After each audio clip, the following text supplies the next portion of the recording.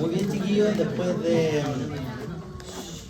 un poquito problemitas para la sala, vamos a empezar con la clase de enfermedad renal crónica. Creo que es la última o de las últimas que está dentro de la pasada de nefrología. Agregué algunas diapositivas nuevas, tenemos algunos cambios, casi todos los años voy agregando una o dos diapositivas. En esta vez agregué un poquito más en esta clase, algo más nuevo de epidemiología y un poquito más en cuanto a la terapia farmacológica. Vamos a empezar con lo que vamos a conversar. Vamos a ver un poquito de epidemiología, como les decía, definición, clasificación, manejo y después quizás lo más importante dentro de lo que ustedes necesitan, lo del tratamiento.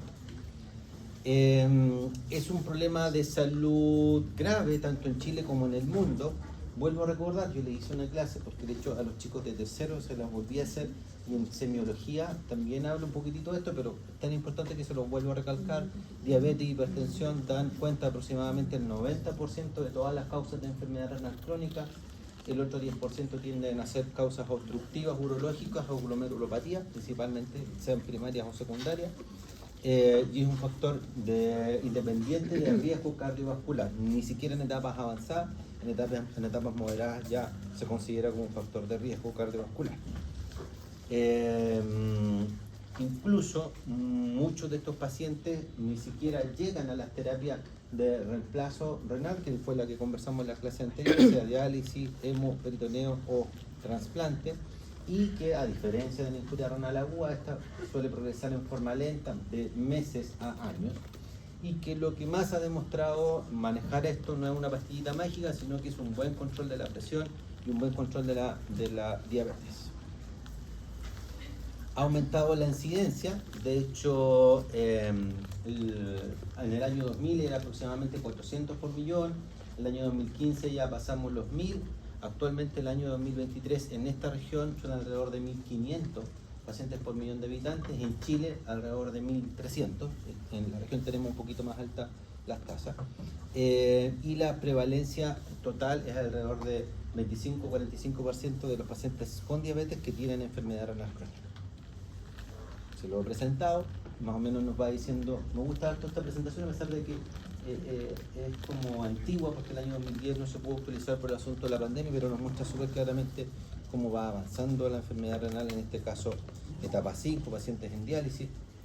Y esto un poquitito más nuevo, de una publicación que se hizo en el Nature Review of Nephrology el año pasado, en julio del 2024, en la Universidad de Washington, en que se vio una progresión de cómo se estimaba que estaba avanzando la enfermedad renal crónica. Se llama una progresión desde el año 90 hasta lo que debiera ser el año 2040. Si ustedes se ven en oscurito, en rojo más intenso, desde amarillo hasta rojo más intenso, que es casi todo el mapa mundial, excepto algunas partecitas en África, en general lo que nos dice son los años de vida perdidos debido a la enfermedad renal crónica. Y estos años de vida perdidos desde el punto de vista epidemiológico es súper importante porque hay ciertas enfermedades que son muy mortales, hablamos, no sé, ANCA, ébola, etcétera, que tienen mayor mortalidad los pacientes que la tienen, en este caso que la enfermedad renal crónica, pero su incidencia, su número es tan bajo que no repercuten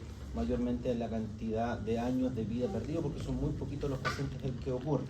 Todo lo contrario, hay enfermedades que son aún más frecuentes, pero tienden a dar mortalidades muy bajitas. Hablemos de enfermedades infectocontagiosas virales, pasajeras, etcétera, hipertensión arterial, diabetes, que son muy frecuentes y que evidentemente tienen un poquito menos de mortalidad, pero igual la tienen, también repercuten años. En la enfermedad renal crónica tenemos la mezcla, que es una enfermedad mortal con riesgo cardiovascular avanzado y que más encima es súper frecuente. También es de mediados del año pasado, en que si se hace una progresión de lo que se estima de que vaya a avanzar, ya no de los años 90 hasta el 2040, sino que del año 2016 al año 2040, porque en los 90 teníamos tratamientos muy dispares a los que tenemos actuales. Entonces si vemos una progresión más cercana, insisto, de hace menos de 10 años a lo que pensamos nosotros los próximos 15 años más, se ve de que de las enfermedades más prevalentes, con mayor impacto en esto que decía yo, sobre todo los años de vida perdidos, se presume de que principalmente por políticas públicas, etcétera, algunas enfermedades van a tender a ir bajando, lo cual es súper bueno, en una progresión a un par de años más, como son las fallas cardíacas, todo lo que es insuficiencia cardíaca, infartos, cardiopatía isquémica, debería de ir bajando con el tiempo. También los años de vida perdidos relacionados a alteraciones neurológicas, principalmente accidentes cerebrovasculares. En lo que es enfermedades pulmonares, que lo más probable es que se mantengan, pero estas tres últimas, ya sea cáncer, diabetes y CKD, que es enfermedad renal crónica, hay una progresión de que vayan aumentando el paso de los próximos años, ¿no? Para que vean la importancia, que no es que las otras no sean importantes, pero ya se han tomado algunas medidas, ya hay algunas políticas públicas muy avanzadas que las últimas tres no los tenemos, y para que sepan de la importancia de aprender esto, porque si ahora es importante, en 10 o 15 años más va a ser más importante todo. ¿Cómo se define la enfermedad renal crónica? Como cualquier daño estructural o deterioro del filtrado glomerular. Ya les hablé en las clases previas de cómo se calculaba el filtrado glomerular, que era normal que con el paso de los años nos vaya perdiendo algún grado de filtrado glomerular, pero esto es más allá de esa disminución fisiológica que ocurre con la mantenida al menos por 3 meses, si toca la diferencia con las injurias renales agudas, múltiples causas, prevalencia en aumento, y que ocasionan gran morbimortalidad y una mortalidad en los pacientes en diálisis de aproximadamente más de un 6% de probabilidades en los pacientes que ya están en etapa 4 o 5, que es un montón. ¿Qué es lo que ocurre? Hay cambios intraglomerulares de cualquier tipo, ya vamos a ver que son múltiples las causas, no es una sola.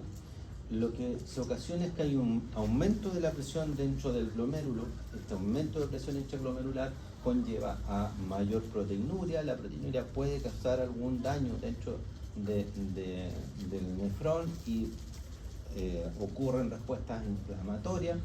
Estas respuestas inflamatorias luego llevan a fibrosis. Esta fibrosis hace que finalmente estos nefrones se vayan perdiendo, y ocurre que al glomérulo, al nefrón de al lado, le necesitan más presión porque tiene que ahora hacerse cargo de la función que no está haciendo el otro nefrón, por lo tanto más aumento es el glomérulo de al lado, y así un círculo vicioso que va avanzando, que tenemos que detener. Y como les decía, son múltiples las causas que pueden llevar a esto, generalmente no una sola. Dentro de ella, ya les hablé de la edad, también hay algunos factores iniciadores como historia familiar, principalmente por algunas glomerulopatías o trastornos urológicos que a veces pueden pasar, enfermedad, por ejemplo la poliquistosis familiar, que son antecedentes súper importantes que tienen mayor probabilidad de ser enfermedad renal crónica, algunas etnias, principalmente algunos afroamericanos indioasiáticos, un poquito más frecuentes en el hombre, pero principalmente, y lo más manejable, digamos, es la diabetes mellitus, en general el síndrome nefrótico, causas de hiperfiltración como la obesidad y la hipertensión arterial, y algunas otras más. Hay algunos modificables y no modificables. De los no modificables son un poquito los que yo les comentaba. De los modificables es la hipertensión, la proteinuria y esta activación del sistema renina, angiotensina, aldosterona que ocurre en estos pacientes, tratando de compensar. A su vez, una de las cosas que podemos controlar también es un buen control glicémico, para que hablar de la obesidad, síndrome metabólico en general, el tabaquismo, que siempre nombro, el comodín en general para todas las enfermedades que están, es una de las cosas que se pueden corregir, y eventualmente el consumo bajo o nulo de medicamentos nefrotóxicos, que les suenen a ustedes principalmente algunos tipos de antibióticos y AINES. Esto yo sé que se lo saben, pero se lo preguntamos 1, 2, 3, 4, 25 veces dentro del hospital, que vemos un paciente que tiene una creatinina de 1,8, 1,9, 2, 2,5, lo que sea. Recuerden que la creatinina, si usted le preguntamos si el paciente tiene falla renal y nos dice la creatinina, eso va para un 0, porque la creatinina nos muestra algo, que es lo que nos muestra el filtrado glomerular. Entonces, con la creatinina, con las fórmulas que yo les dije, las principales actuales, el MDRD y el CKD-EPI, decir en qué grado de filtración glomerular, que es lo que nos importa, y según esto en qué etapa, porque insisto, cada etapa tiene su tratamiento.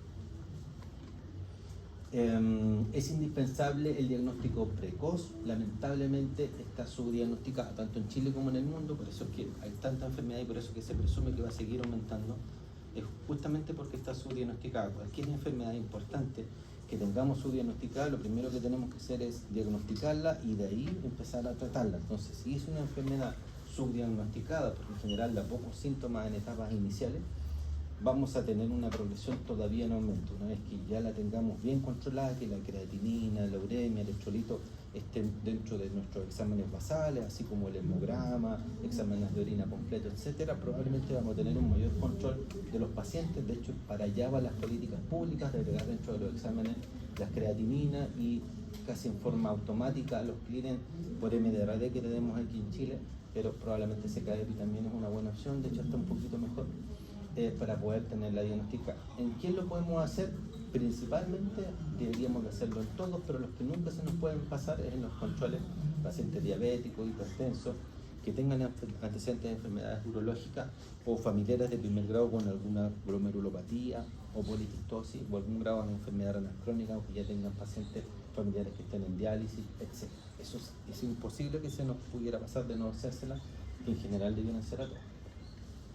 La mayoría de las veces se diagnostica en forma casual, haciendo control por otra cosa. Se diagnostica esta disminución de la filtración glomerular, como les decía yo, en general en pacientes que tienen pocos síntomas, el síndrome urémico, que es lo que les hago yo la clase en semiología en tercero, como se lo también he dicho varias veces, da en etapas 4 o 5, las anteriores prácticamente no hay síntomas, el riñón aguanta hasta que tengamos un clearance de creatinina muy bajo, generalmente menor de 20, empieza a dar complicaciones.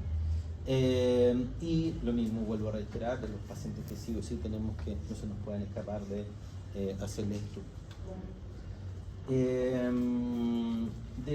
Solo para recordar, de los síntomas más avanzados, a pesar de que, insisto, lo vimos en semiología, pero que no se las pueden pasar porque a veces son muchos, pero quizás haciendo como un resumen: encefalopatías, pericarditis, trastornos gastrointestinales, que probablemente es el más relevante y más frecuente, náusea y vómitos suelen decir eso, anorexia, prurito y hasta cambios de la pigmentación, estas escarchas urémicas que yo les comentaba también en algunos pasos previos.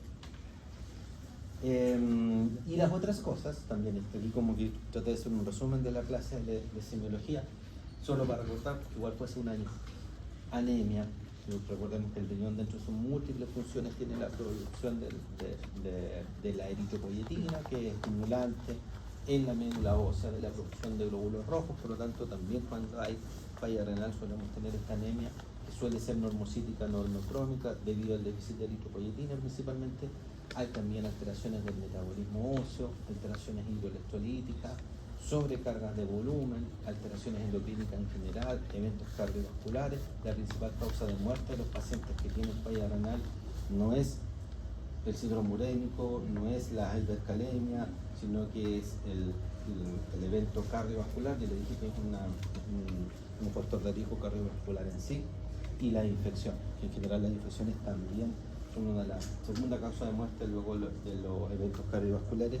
Recordemos que suelen tener estos pacientes proteinuria, una de las múltiples causas, porque es multifactorial de por qué tienen mayor tendencia a infecciones. Recordemos que son diabéticos, recordemos que la proteinuria también es inespecífica, no solamente se bota albúmina, sino que también se botan otras proteínas como inmunoglobulinas, que tienen que ver también con la protección y con el mayor riesgo de infecciones dentro de, insisto, de múltiples causas. Manejos.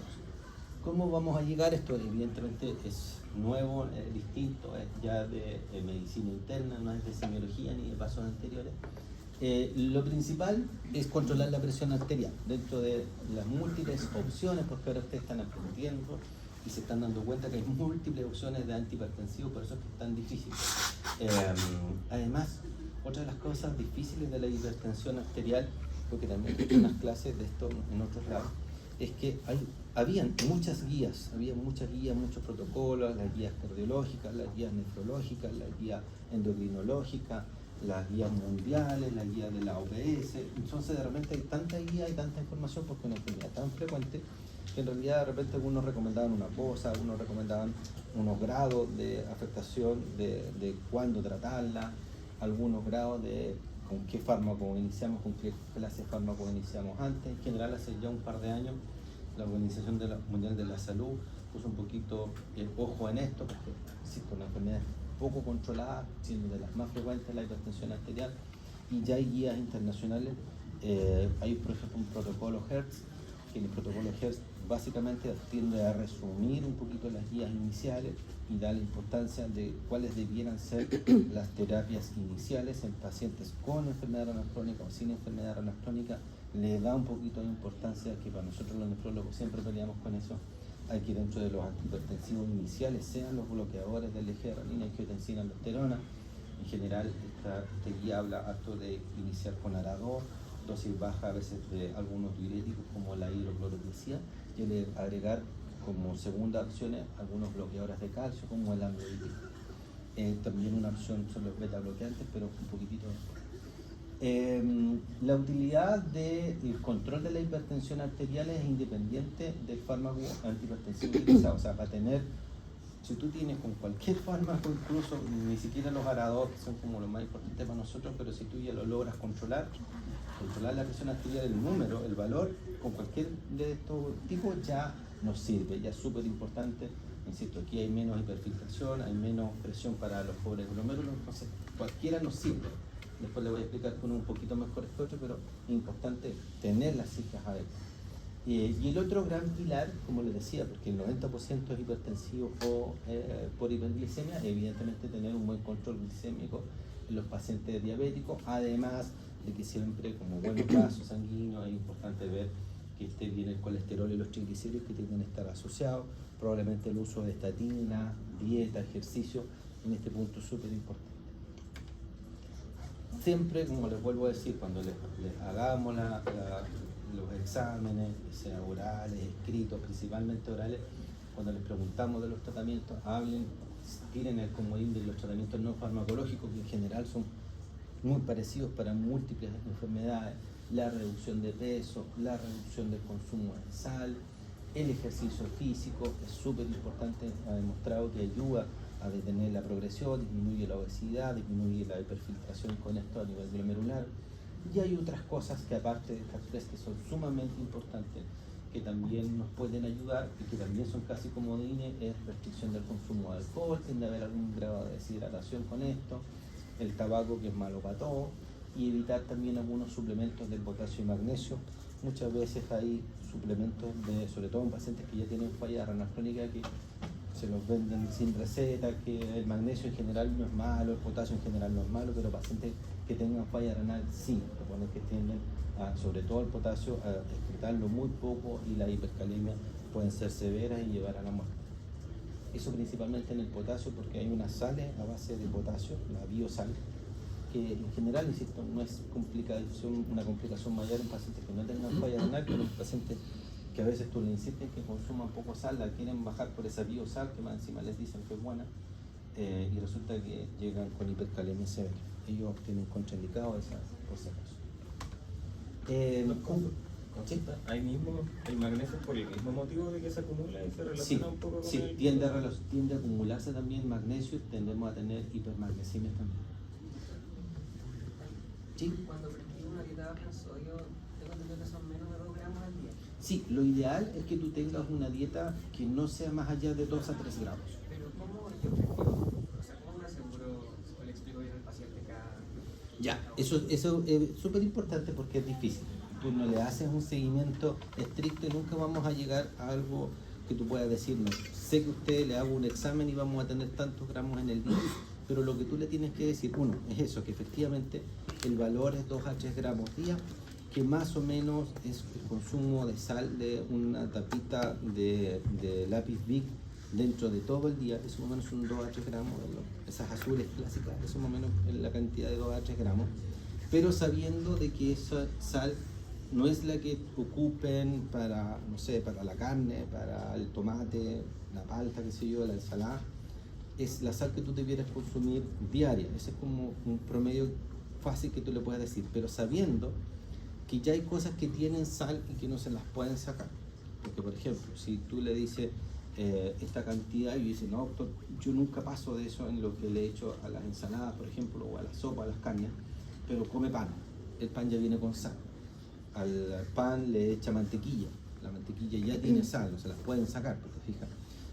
Le echa queso, el queso viene con sal, le echa algún embutido, los embutidos están llenos de sal.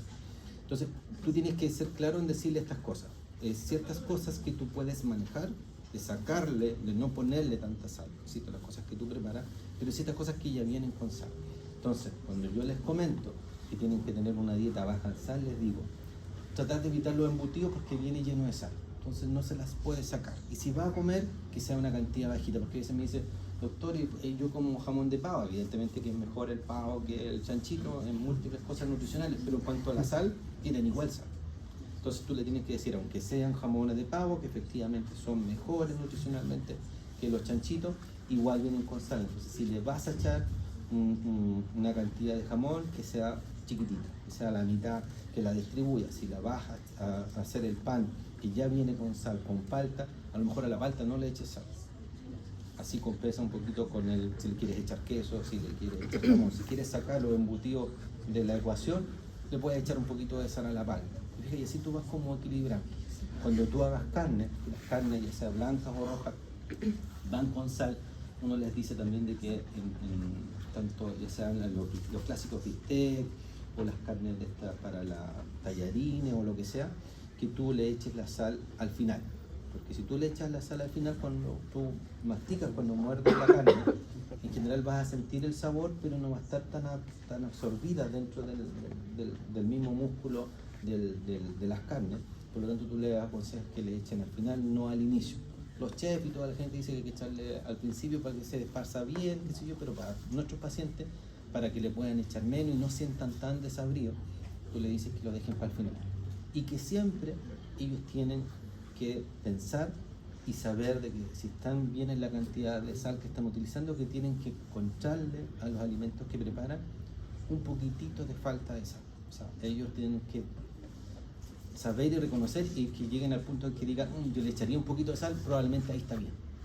No que sea sal cero, pero que ellos encuentren de que esté un poquitito, ellos dicen desabrido, pero que tendrán un poquitito bajo en sal, como que les dé las ganas de echarle sal, y ahí dicen probablemente ese sea un buen nivel para que tú los mantengas.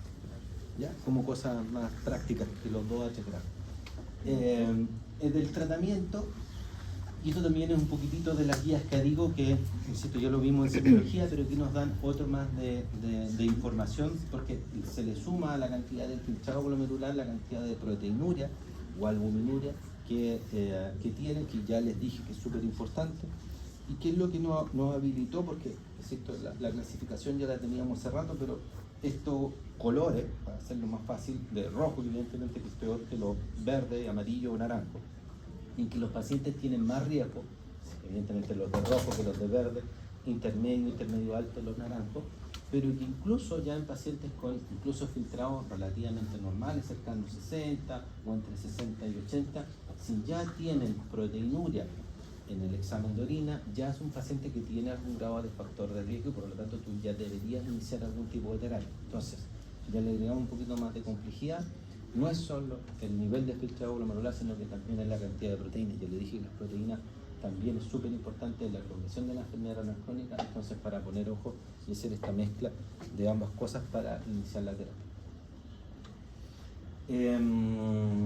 Ya, esto es súper, ¿cuál es la palabra? Controversial. ¿Cuál es la presión arterial que debiéramos de tener? Depende de quién se los diga y depende del año que se diga, porque esto ha avanzado. Yo, bueno, tampoco tengo tantos años, pero desde que yo era alumno, a becado, a nefrólogo, a internista, nefrólogo, todos los años, cada 2, 3, 4 años va cambiando. Pero en general, los objetivos iniciales que uno tiene que tener con el paciente es tener una presión arterial en menos de 140/90 y ya les dije, en este caso microalbuminuria menos de 30 miligramos, aunque con el paso de los años en las últimas guías han tendido a ser un poquito más específica en tratar de bajar otro poco más la cantidad de presión arterial, sobre todo en los pacientes que ya tienen algo de microalbuminuria. En los pacientes que tienen microalbuminuria tú debieras ser como más exigente aún en los valores de presión arterial, por lo tanto en esos pacientes tu objetivo es un poquitito más bajo, alrededor de 130-80. Las últimas guías de fines del año pasado, de las guías CADIGO de 2024, incluso hablan que los valores objetivos debieran de ser menores de 120 con 75 milímetros de mercurio, son más exigentes todavía, pero eso no se ha replicado en todas las guías tanto de cardiología como endocrinología como de la OMS, pero probablemente, como les digo yo, más el objetivo que el 140 deberíamos estar en el 130 o incluso 120, sobre todo en sitios si tenemos microalbuminuria. Se descartan, y evidentemente que la medicina debe ser personalizada, pacientes frágiles, pacientes de mucha edad, generalmente hablan más de 80 años, pacientes que tengan alguna comorbilidad de fragilidad mayor, porque evidentemente estos pacientes podemos ser un poquitito más laxos y es más riesgoso tener hipotensiones, caídas, fracturas de cadera, columna, etcétera, que no es tan infrecuente. Entonces, en pacientes frágiles uno puede ser un poquitito menos exigente y probablemente ahí sí el objetivo es más cerca de los 140 que de los 120 o 130 de la sistólica. Pero para que tengan una idea. Individualizado, la medicina va en este aspecto, no en este tiempo de ustedes de tercero, cuarto, quinto año, tiene que darle las generalidades, un poquito más adelante en el internado, en las becas uno ya es más específico, pero cada vez tienen que saber ustedes que es individualizado, pero ahora tienen que saber lo general. Y los fármacos principalmente bloqueantes de este eje renina, angiotensina y aldosterona, aparentemente ahí ganamos un poquito el gallito nosotros los nefrólogos respecto a otras especialidades, tienden a ser los más importantes y son los que debieran de ser utilizados como pilar inicio del tratamiento. Si no se deja estos bloqueadores del eje renina y angiotensina, que principalmente son el bloqueo a través de los IECA o los ARA2, hay que preguntarse por qué. ¿Puede haber alguna contraindicación? Sí, si un paciente tiene hipercalemia, porque tienden a producir un poquito de elevación de potasio, si ya tiene tendencia a tener hipercalemia, si tiene alguna rama, algún efecto adverso previo, evidentemente que no, pero insisto, preguntarse por qué no, si no deberían de tenerlo casi todo. Sobre todo en los pacientes que tienen microalbuminuria, en esos pacientes sí, porque también tiene un efecto antiproteinúrico dentro de su funcionalidad. La mayoría de los pacientes necesitan más de un fármaco para tener los valores adecuados. Esto también es súper importante porque ustedes van a también empezar a ver y reconocer lo que es la polifarmacia. Los pacientes se ha visto que entre más fármacos tú les indicas, menos va a ser su adherencia. Existe lo que se llama la polifarmacia, que los geriatras sobre todo tratan de siempre sacarla. Por eso es que muchas veces han salido fármacos que lamentablemente son siempre un poquito más caros y no siempre se tienen en el sistema público, pero para que sepan que hay fármacos comprimidos que a veces vienen ya con mezcla de 2 o 3 medicamentos antihipertensivos que tienden a aumentar la adherencia del paciente y en general andan bastante bien, porque en algún momento es casi lógico de que pensemos que con un solo fármaco lo vamos a tratar, la mayoría de las veces necesita más de uno. Respecto a la dualidad del bloqueo del eje renina-angiotensina, ya sea con IECA o ARA2 juntos, en general no hay evidencia, porque en algún momento se decía, bueno, si este eje hay que tratar de bloquearlo, bloqueémoslo en el inicio, en el medio, incluso a veces se agregaba espironolactona, que es este inhibidor de aldosterona, que es la última patita del eje, pero se ha visto de que no tienen mayor disminución de la progresión de la falla renal cuando lo hace un bloqueo tan completo, todo lo contrario, lo que tiendes a hacer es más riesgo de hipercalemia. Entonces al final los pacientes que se compararon se tendrían a morir más cuando tú hacías un bloqueo demasiado intenso en distintas partes del eje por la hipercalemia. Entonces tratar de que siempre tengan uno, si tienen los dos, si tienen el enalapril y los sartán, si los más comunes, preguntarse también por qué están con los dos. La mayoría de las veces debiera ser solo uno. Hay situaciones que generalmente son del del subespecialista que les indicamos, pacientes con mucha proteinuria, pacientes que les agregamos algún tipo de diurético que nos tienda a bajar el potasio, que ha mantenido potasios elevados y tenga mucha proteinuria y no ha tenido buena respuesta a terapias glomerulares más específicas que sí la podemos utilizar, pero son casos súper.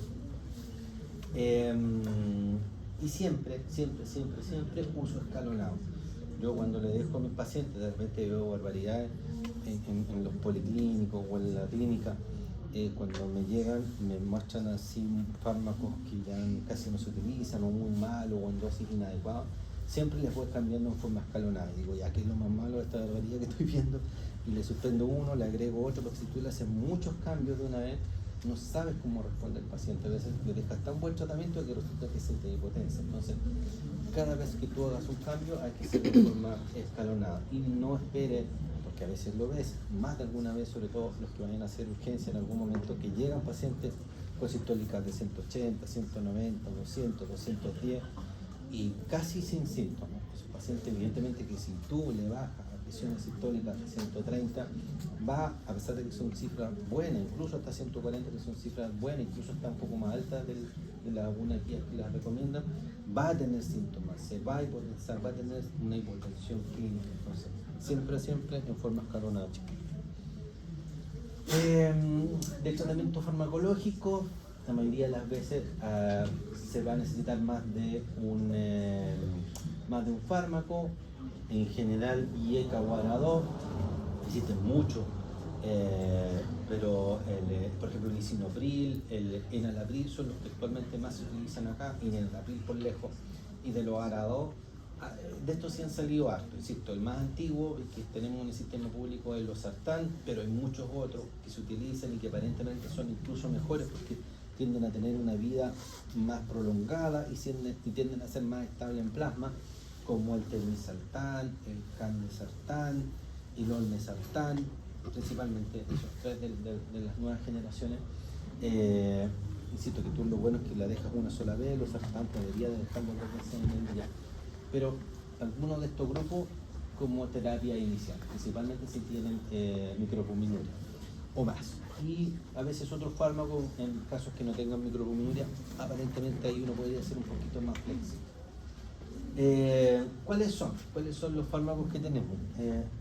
Dentro de los subtipos, porque tienen que aprendérselo así por tipo, y después van aprendiéndose los compuestos y después aprendense los nombres. Cuando ustedes ven los tipos es súper importante porque a mí también de repente me hacen interconsulta, incluso a veces médicos especialistas. Tenemos pacientes muy hipertensos que necesitamos la evaluación por el nefrólogo, que no sabemos ya qué más dejarle. Y para mí es fácil, yo llego ya. ¿Tiene beta bloqueo? Sí. ¿Tiene inhibidor de aldosterona? Sí. ¿Tiene inhibidor de otra parte de la geralina y angiotensina? Sí. ¿Tiene bloqueadores de calcio? Sí. ¿Tiene diuréticos de asa? Sí. ¿Tiene diuréticos GSI? Sí. ¿Tiene bloqueadores alfa? Es decir, como por grupo yo voy viendo si los tiene o no para no repetir, porque si tú le puedes dejar 5 fármacos, pero son del mismo tipo, lo más probable es que vas a estar mal tratando a un paciente porque estás como basándote en una línea de tratamiento y estás dejando afuera las otras. Los bloqueadores de aldosterona, principalmente el fármaco que más utilizado es la espironolactona. Hay otros más, pero por lejos lo más utilizado es la espironolactona. Tiende a tener, no ser el fármaco inicial de tratamiento, pero en algunos pacientes, sobre todo con hipertensiones resistentes, bastante buen antihipertensivo. Los cardiólogos lo utilizan alto porque también la aldosterona tiene un componente en el remodelamiento cardíaco, miocárdico, entonces en general, igual que los IECA y los ARA2, también ayudan a evitar un poquitito la insuficiencia cardíaca a mediano y largo plazo, sobre todo los que han tenido infarto. Ayudaría, vuelvo a repetir por 10ª vez, dentro del eje renina-angiotensina-aldosterona también tiene algún efecto, entonces en algunos pacientes, sobre todo que tienen mucha proteinuria, a veces lo asociamos con el IECA o ARA2, a veces. En general tratan de pensar que hay que dejarlos como separados y sobre todo por este riesgo de la hipercalemia. Los inhibidores directos de la renina, insisto, por decir más 11ª vez, renina, angiotensina, aldosterona. Entonces uno también podría pensar ya dentro de la aldosterona, dentro de este cambio de angiotensina 1 para angiotensina 2, porque estamos haciendo los bloqueos ya sea con el IECA o el ARA2, pero a lo mejor como podemos hacer el bloqueo al final con el espironolactona para aldosterona, a lo mejor también se pensó, ¿por qué no empezamos desde el principio con el bloqueo de la renina? En general, se veía que los fármacos que bloqueaban la renina tenían una función moderada, no eran muy buen antihipertensivos, que algo ayudaban a reducir la albuminuria, pero actualmente prácticamente no se utilizan y de hecho se han ido sacando del arsenal porque aumentaba mucho la posibilidad de hipercalemia, más incluso que la utilización con el bloqueo de aldosterona. Entonces prácticamente no se utilizan, pero sepan ustedes de que existieron casi porque ya van en retirada. De los diuréticos tenemos las tiazidas. Las tiazidas en general, el más conocido de ellos es la hidroclorotiazida, más utilizado.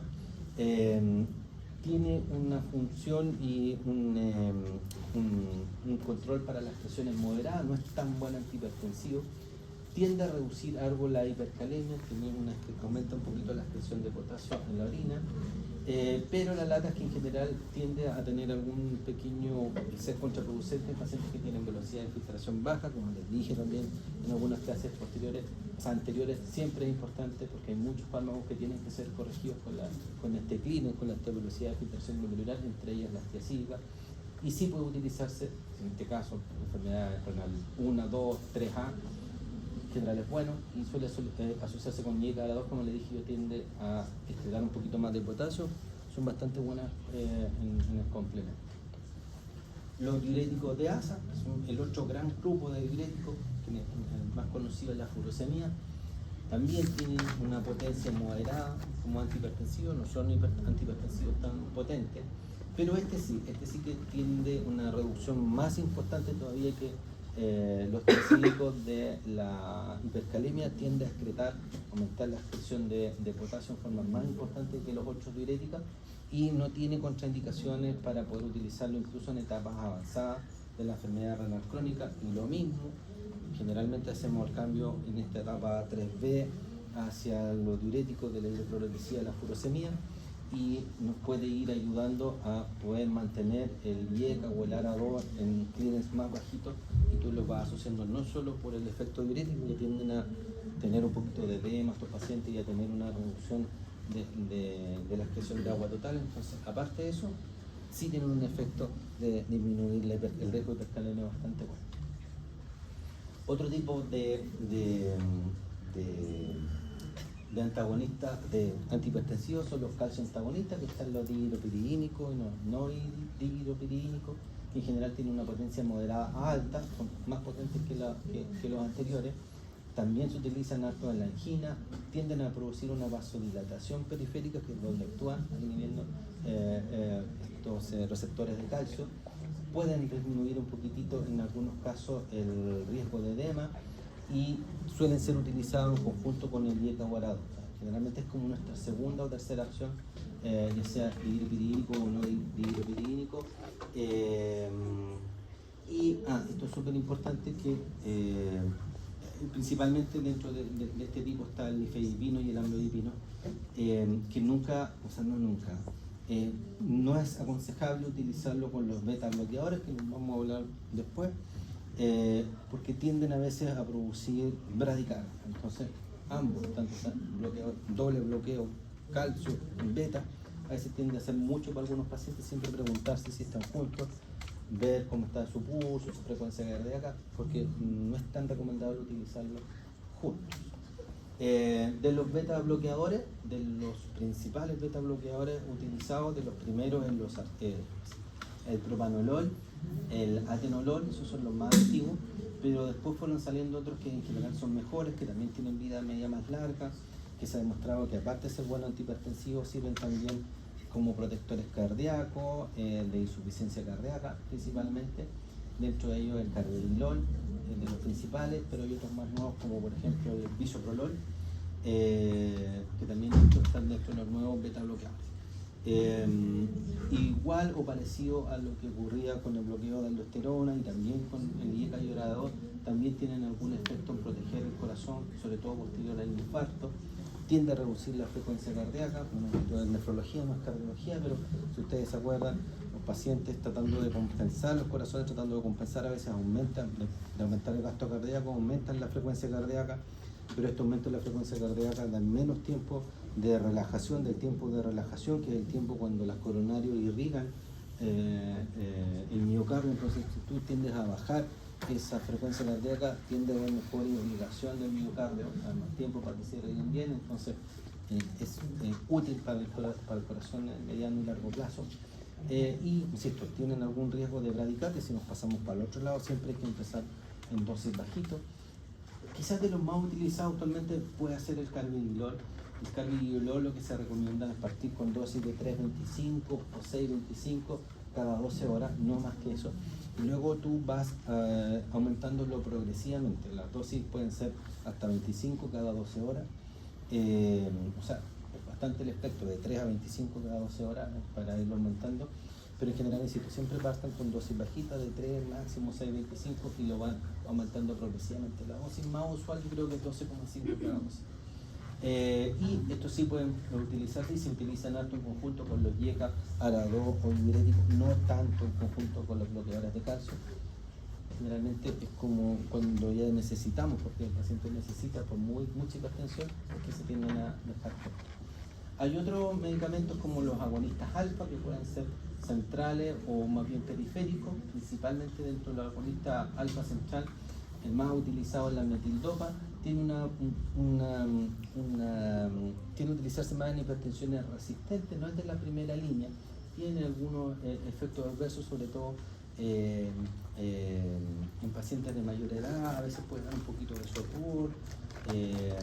Entonces en pacientes de mayor edad a veces no tendemos a utilizarlo mucho porque no es tan selectivo, a veces hay también alteraciones a nivel del sistema nervioso central. Pero, insisto, se puede utilizar en pacientes que ya tienen hipertensiones resistentes.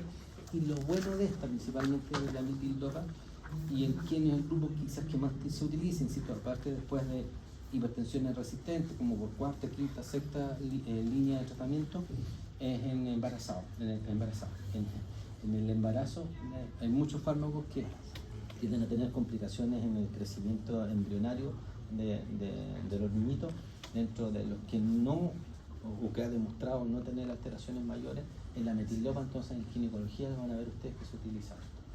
Y algunos otros que ya un poquito menos todavía utilizados que la metildopa, por ejemplo, está la doxazosina, que también tiene por esta alteración de los receptores alfa, a veces ayuda un poquito a la hipertrofia prostática, pero no se utilizan mucho porque tienden a ser muy buenos.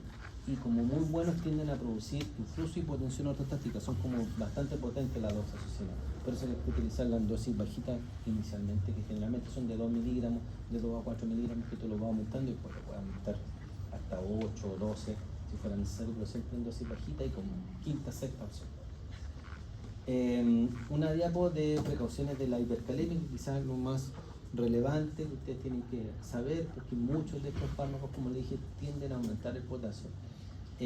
Iniciar con dosis bajas y idealmente hacer un control de electrolitos. Si tú le dejas YECA, ARA2, espironolactona sobre todo, o mezclas de esto, lo ideal es hacer un control de electrolitos más o menos pronto.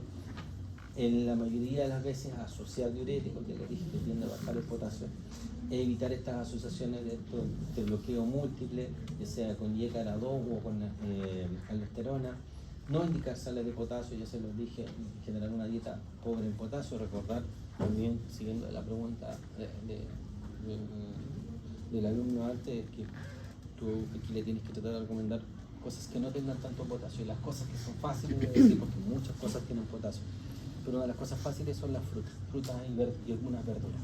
En general, de las frutas casi todas tienen mucho potasio. A veces la gente que lee solo plátano, pero ciruela, cereza, damasco, en general casi todas las frutas con cuesco ancho tienen mucho potasio. Entonces saber de que eso es muy importante, sobre todo en verano, primavera, verano o pensando el otoño, tiende a haber más intoxicaciones por hipercalemia, tiende a haber más complicaciones porque es donde más son generalmente frutas estacionales. Entonces ojo con eso, ojo también con el tomate, también tiene mucho potasio.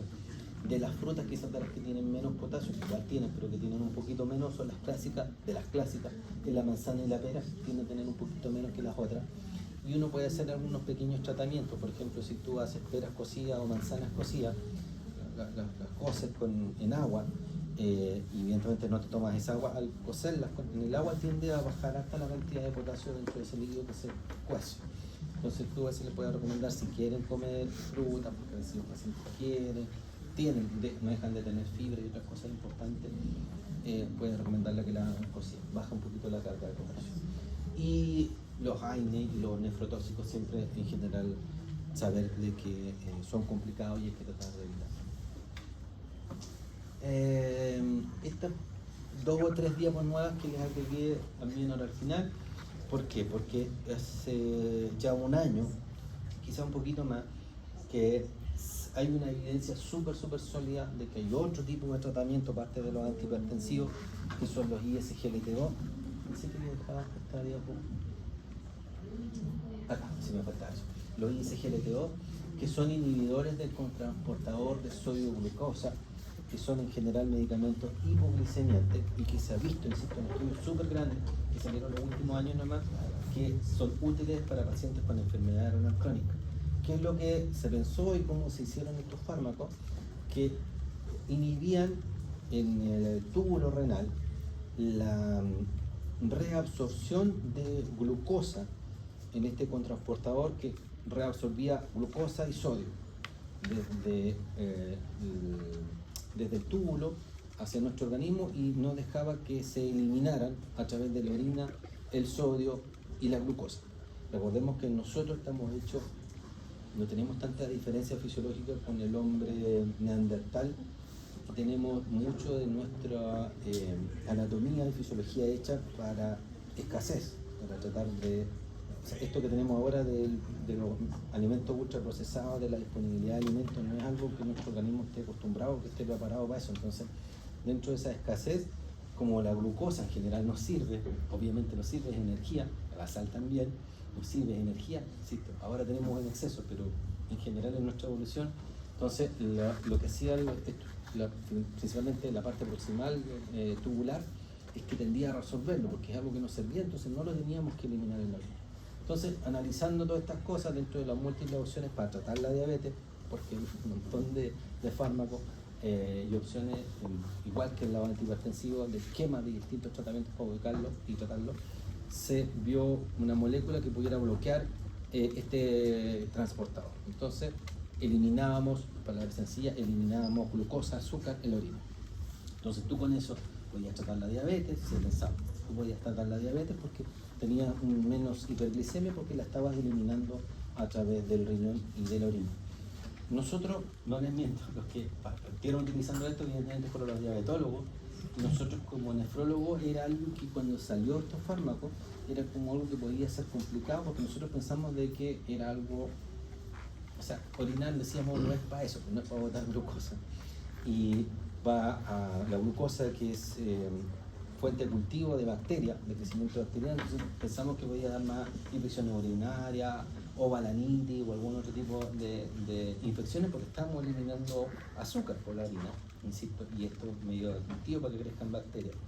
Entonces al principio como que no se utilizó mucho, pero lo que se vio en grandes estudios, que uno de los primeros de ellos fue el CRINES, y después vino el DAPA-CKD y el EMPA-KINE, que fue el último que puso la última carta lapidaria, que efectivamente eran buenos, que se empezó a ver que estos pacientes diabéticos tratados con estos fármacos se morían menos, tenían menos afectación, menos riesgo cardiovascular, empezaron a tener complicaciones. Entonces los primeros que lo agarraron fueron los cardiólogos y dijeron, oye, parece que estos medicamentos para la diabetes también nos sirven cardíaco porque se ha visto de que tienen menos mortalidad cardíaca, disminuía un poquito de la sintomatología de la insuficiencia cardíaca.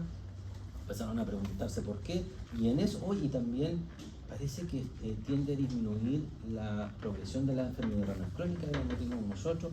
Empezamos a ver y a pensar qué es lo que hacían estos fármacos, porque efectivamente a pesar de ser pacientes diabéticos, cuando los comparábamos, aparte que bajaba la glicemia, que era lo que se buscaba, si comparabas con pacientes con glicemia más baja, tenían menos progresión de la enfermedad renal crónica, entonces no era ni siquiera la glicemia, porque lo decía por la glicemia, pero no, se comparaba con lo que bajaba la glicemia y aún así tenían menos progresión, entonces empezaron a hacerse estudios, principalmente estos dos, y dijeron de que efectivamente disminuía la progresión de la enfermedad renal crónica.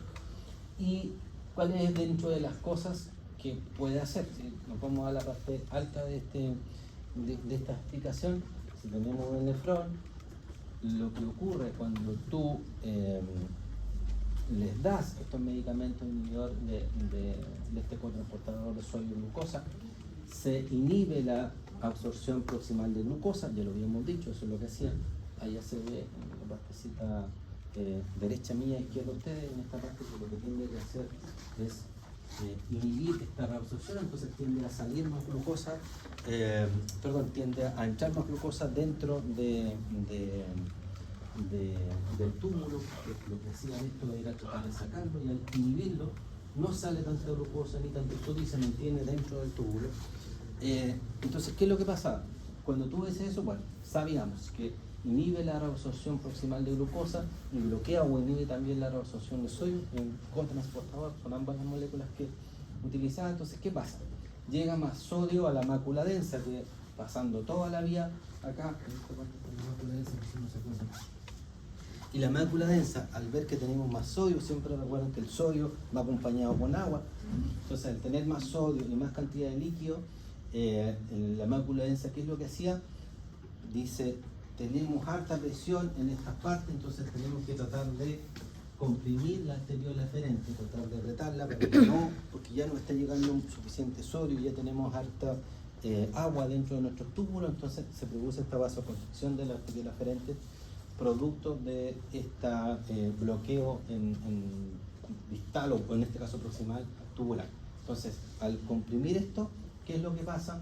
Disminuye la presión dentro del glomérulo, como que tú apretaras la arteria, parecido al mecanismo que hacen los bloqueadores del eje adrenina, angiotensina y aldosterona, entonces tienden a bloquear esta arteriola aferente y llega a menos presión. Al tener menos presión hidrostática, también disminuye la hiperfiltración, y ya les dije que es esta hiperfiltración mantenida la que tiende a producir esta enfermedad renal crónica, porque va ocurriendo que finalmente empieza a hiperfiltrar tanto que se empiezan a hiperfiltrar hasta las proteínas, y ahí empieza el daño, fibrosis y muerte de estos nefrones.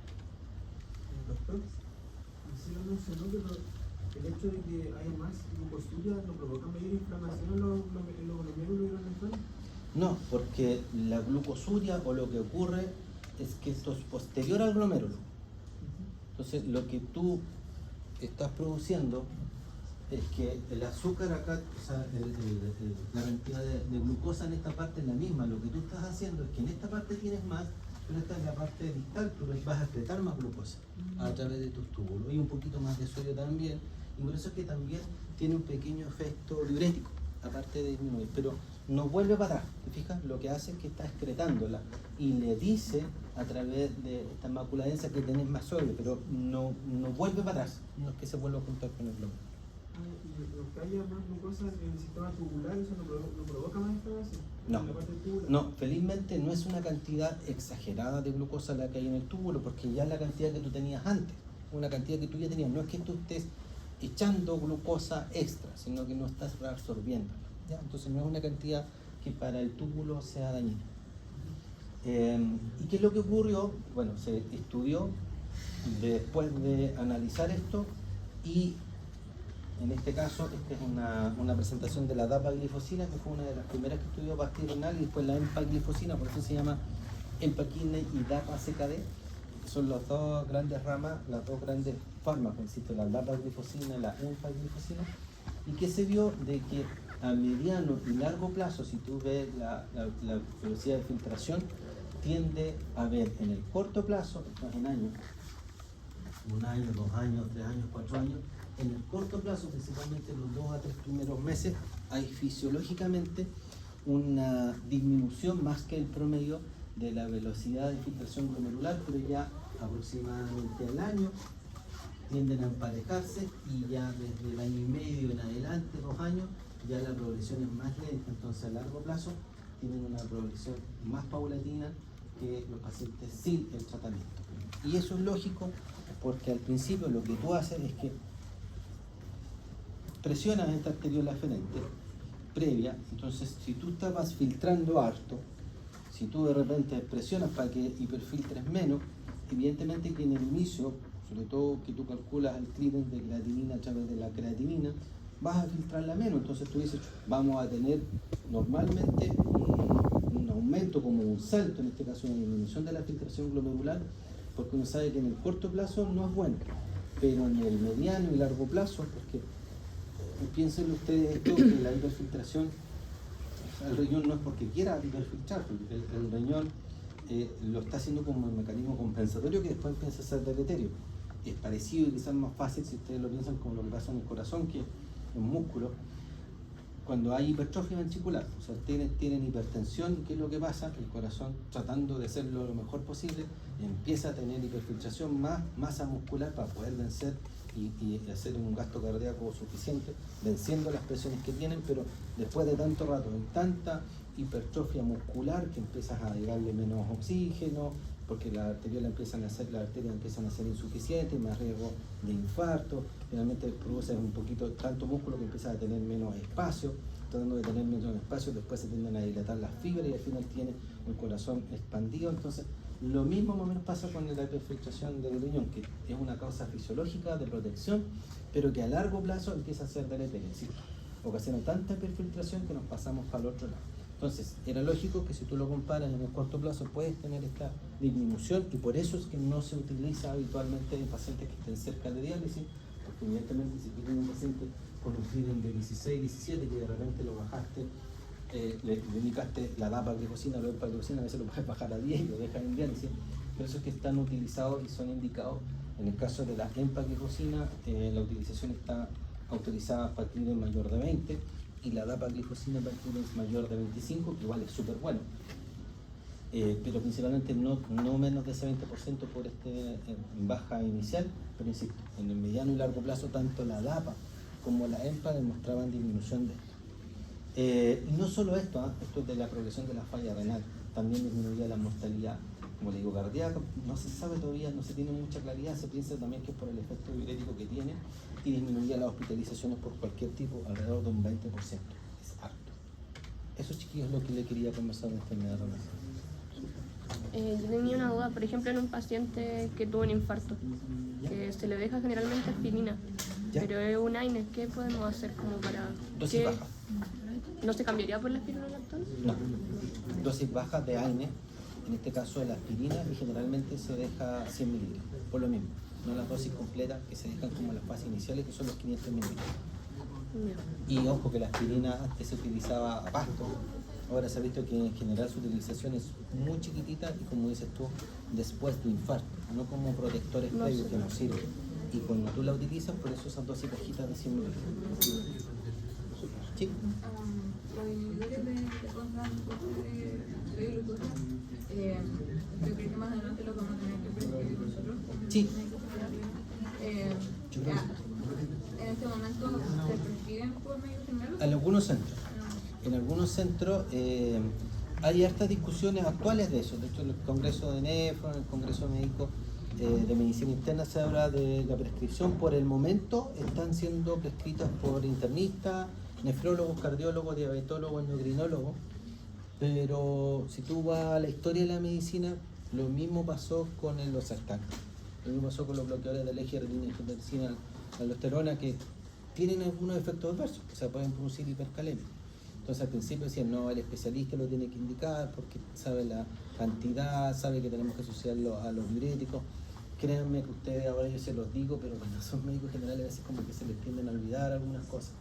Entonces uno decía, no, lo utilizamos nosotros, y se utilizaron por la especialidad un buen par de años, hasta que finalmente se vio de que los riesgos reales eran tan poquititos y el beneficio es tan alto que empezó a utilizarse por todos los médicos. Yo creo que en el corto plazo, de que ustedes salgan, sí lo van a tener que indicar y van a estar en todos lados, porque cada estudio que ha ido saliendo demuestra más efectividad y más beneficios y menos riesgos. ¿Se revisó esto? La clase anterior que no se las alcancé a dejar, se las mandé a la Joanita por si acaso para que la baje, porque también tenía algunos pequeños cambios, y esta creo que está acá. La voy a rescatar y no te la envío por... Que te bien, chiquillos. Gracias.